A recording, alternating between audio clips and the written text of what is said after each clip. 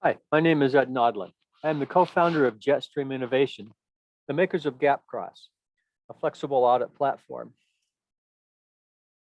Gary Black's been working using GapCross to do audits for some time, and he met another auditor, Roger Sabo, who also happens to be the treasurer of South Kingston, Rhode Island, Lodge 1899.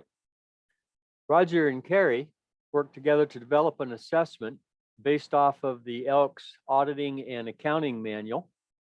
And I'm going to show you a little bit of that today.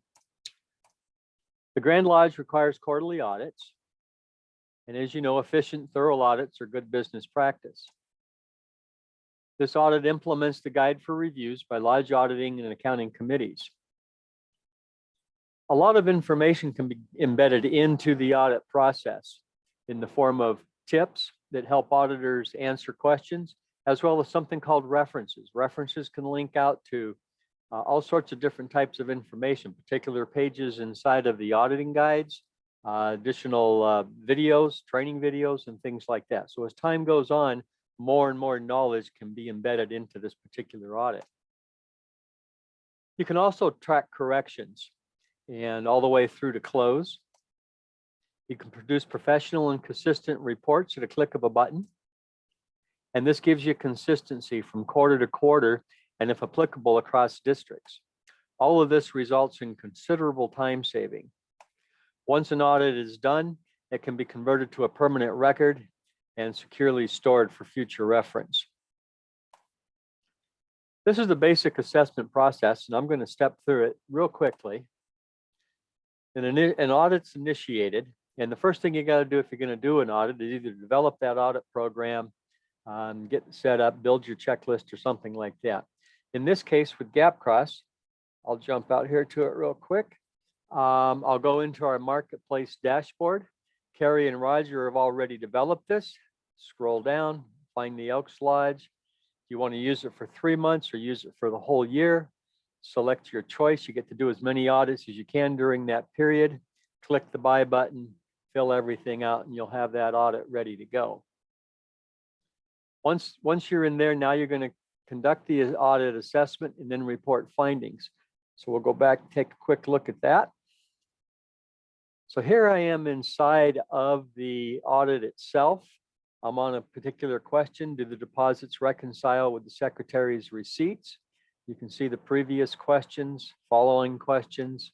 Over here are the different sections. We're in the section on guidance right now.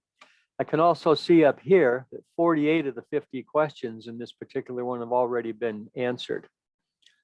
I can come down here and find all my unanswered questions. You'll notice that the questions in blue or sections in blue have been completed. I just want to see the unanswered ones. It brings that up, and I can jump out to one of those. I can also show all the questions that have gaps, sections that have questions with gaps.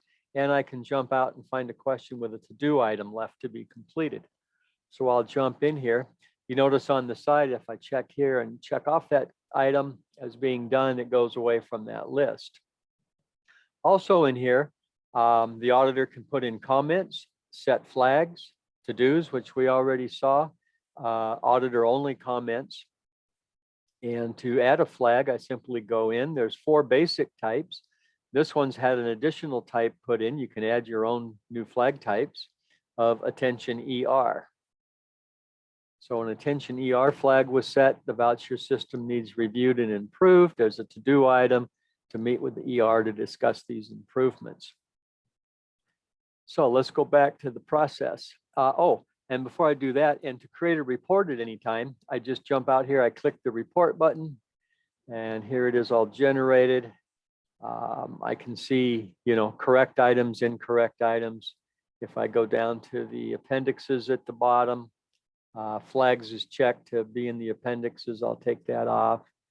If I have attachments, I could put those into the appendix as well. So back to our process. Once I've conducted the audit, report the findings.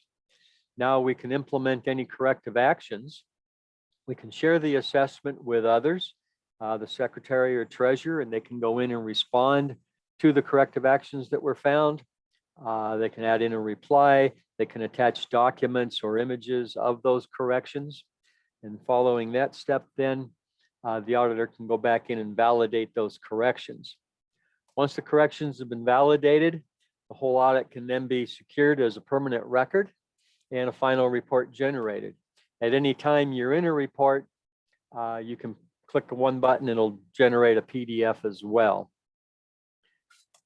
Then we've come full circle. Next quarter, we can initiate another assessment, and we can go back and look at the information from the last quarter, and we can even start an assessment and bring all those previous answers, attachments, and information in if we choose to do that. I know I went through this really quick. I wanted to keep it short. If you'd like to get more in depth on it, feel free to contact me. Be glad to set up a demonstration for you, help you out in any way. You can also get a hold of Carrie Black and Roger Sabo. Thank you a lot for watching. Bye.